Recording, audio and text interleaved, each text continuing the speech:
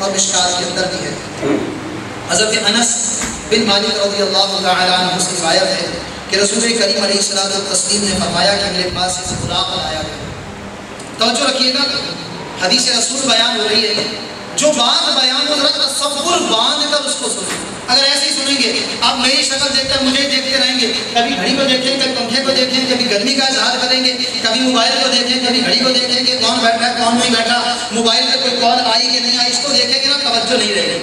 ذرا تصور باندھ کر یہ سوچ کر کہ ہمارے آقا علیہ السلام کے بعد غلام لایا گیا تو تصور کریں کیسا ہوگا۔ ہمارے آقا علیہ السلام کو دولہا بنایا گیا، کیسے ہوں گے دولہا اسرا کے، کیسے پیارے دولہا بنے ہوں گے۔ 70,000 فرشتوں کا جب تذکرہ آئے تو تصور کریں کہ ہماری بارات میں تو چنگے گوبے ہم بھولے نہیں سماتے، جہاں 70,000 فرشتے خادم بن کر آئے ہوں اور فرشتوں کا سردار جبرائیل قدم چومنے کی تیاریاں کر رہا ہو، اس ذات کا عالم کیا ہو۔ اب تصور کر لیجئے، تصور اگر آنکھیں بند کر کے کر سکتے ہیں تو سبحان اللہ، آنکھیں کھول کر کر سکتے ہیں تب بھی سبحان اللہ۔ لیکن توجہ رکھیے گا، حدیث رسول ہے، ہمارے اسلاف کا حدیثیں سننے اور سنانے کا طریقہ کیا تھا؟ ہم تو جیسے چاہتے ہیں سن لیتے ہیں، وضو ہوتا ہے نہیں ہوتا، ہم جناب کو کتاب کس طرح بیٹھے ہوتے ہیں، کس طرح سن رہے ہوتے ہیں، ٹیپ لگائی ہوتی ہے جناب ادب کے ساتھ، جیسے بھی بیٹھے ہوتے ہیں۔ حضرت مالک رضی اللہ، امام مالک رضی اللہ عنہ کے پاس جب کوئی آتا تھا، آپ کی خادمہ دروازہ کھولتا تھا، کیا کام ہے؟ اگر وہ کہتا جناب کوئی مسئلہ پوچھنا ہے تو امام مالک رضی اللہ عنہ کے سامنے اس کو پیش کر دیا جاتا، آپ اس مسئلے سے جواب ارشاد فرماتے۔ اگر آنے والا کہتا کہ میں رسول اللہ صلی اللہ علیہ وسلم کی حدیث مبارکہ سننے کے لیے آیا ہوں، حدیث رسول سننے کے لیے آیا ہوں، تو اب کچھ وقت لگتا تھا تیاری کے لیے۔ کیا تیاری ہوتی تھی؟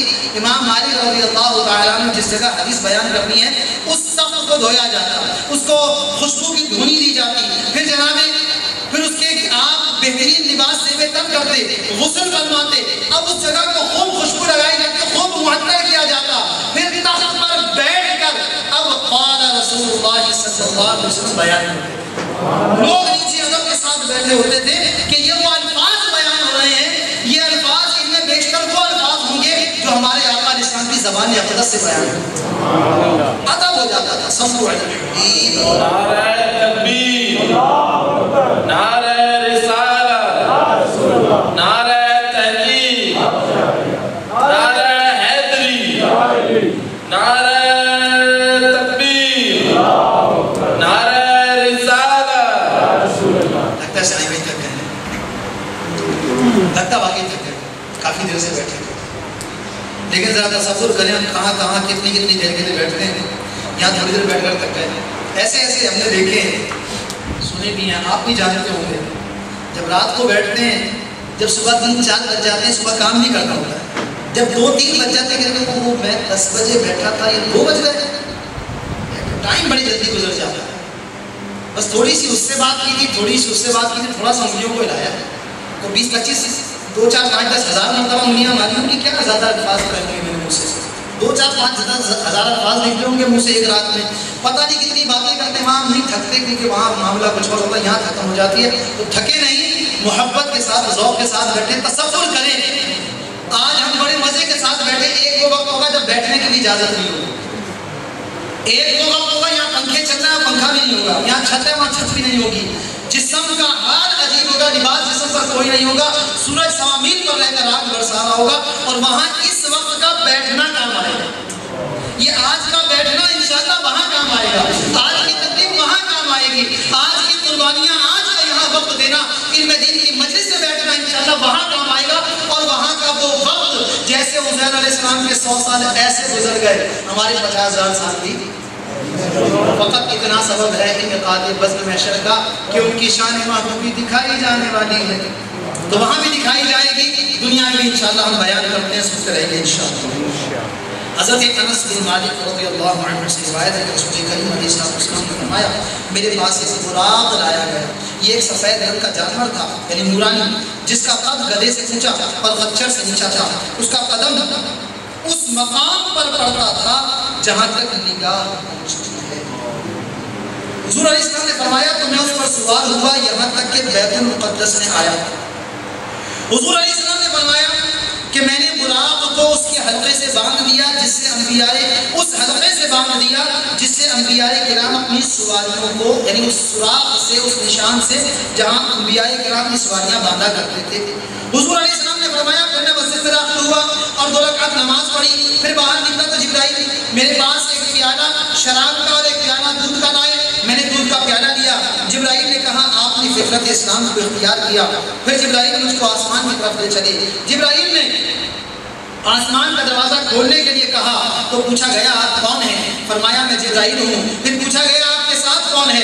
انہوں نے کہا سرکار مصطفیٰ صلی اللہ علیہ وسلم۔ پھر پوچھا گیا ان کو بلایا گیا ہے؟ فرمایا ہاں بلایا گیا ہے۔ پھر آسمان کا دروازہ ہمارے لیے کھول دیا گیا۔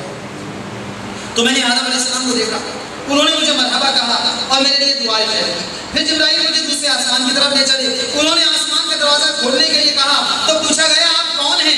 فرمایا جبرائیل ہوں۔ پھر پوچھا گیا اور آپ کے ساتھ کون ہے؟ فرمایا سرکار صلی اللہ علیہ وسلم ہے۔ پھر پوچھا گیا ان کو بلایا گیا ہے؟ فرمایا ہاں بلایا گیا ہے۔ حضور علیہ السلام نے فرمایا پھر آسمان کا دروازہ ہمارے لیے کھول دیا گیا۔ تو میں نے 2 خالہ زاد بھائیوں یعنی عیسیٰ بن مریم اور یحییٰ بن زکریا علیہ السلام کو دیکھا، تو انہوں نے مجھے مرحبا کہا اور میرے لیے دعائیں خیر فرمائی۔ پھر جبرائیل مجھے تیسرے آسمان کی طرف لے چلے، انہوں نے آسمان کا دروازہ کھولنے کے لیے کہا گیا تو پوچھا گیا آپ کون ہیں؟ فرمایا میں جبرائیل ہوں۔ پھر پوچھا گیا اور آپ کے ساتھ کون ہے؟ فرمایا سرکار صلی اللہ علیہ وسلم۔ پھر پوچھا گیا ان کو بلایا گیا ہے؟ فرمایا ہاں بلایا گیا ہے۔ پھر آسمان کا دروازہ ہمارے لیے کھول دیا گیا۔ وہاں مجھ کو یوسف علیہ السلام نظر آئے جنہیں سارے جہان کا آدھا حسن عطا کیا گیا۔ انہوں نے مجھے کہا، مجھے مرحبا کہا اور میرے لیے دعائیں خیر فرمائی۔ پھر جبرائیل علیہ السلام مجھے چوتھے آسمان کی طرف لے چلے تو جبرائیل علیہ السلام نے آسمان کا دروازہ کھولنے کے لیے پوچھا گیا یہ کون ہے؟ فرمایا میں جبرائیل ہوں۔ کہا گیا آپ کے ساتھ کون ہے؟ فرمایا محمد صلی اللہ علیہ وسلم ہے۔ پھر پوچھا گیا ان کو بلایا گیا ہے؟ فرمایا ہاں بلایا گیا ہے۔ تو آسمان کا دروازہ ہمارے لیے کھول دیا گیا۔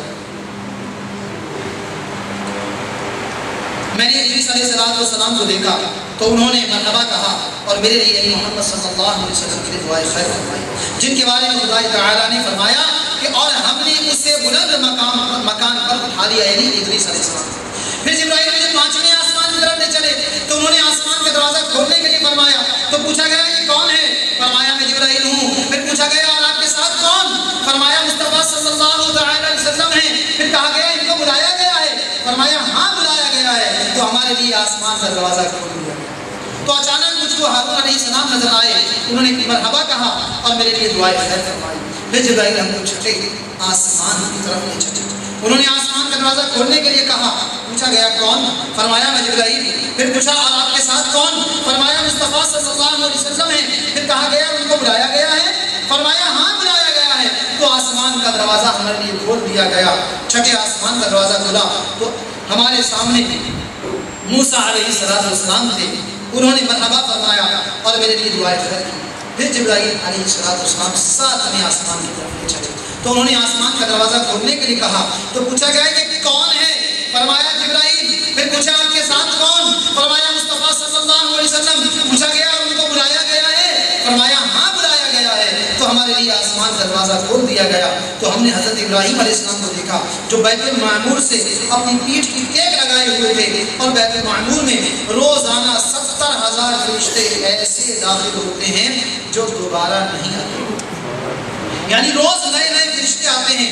پھر مجھ کو سدرۃ المنتہا پر لے گئے، اس کے پتے ہاتھی کے کانوں کی مثل ہیں اور اس کے پھل بڑے مٹکوں کی مانند ہیں۔ تو جب سدرۃ المنتہا کو خدا تعالیٰ کے حکم سے ایک چیز نے ڈھانپ لی تو اس کا رنگ بدل گیا۔ خدا تعالیٰ کی مخلوقات میں سے کوئی اس کی خوبصورتی بیان کرنے کی استطاعت نہیں رکھتا۔ پھر خدا تعالیٰ نے میری جانب وحی فرمائی، جو کچھ وحی فرمایا۔ پھر اس نے رات اور دن میں 50 نمازیں میرے اوپر فرض فرمائی۔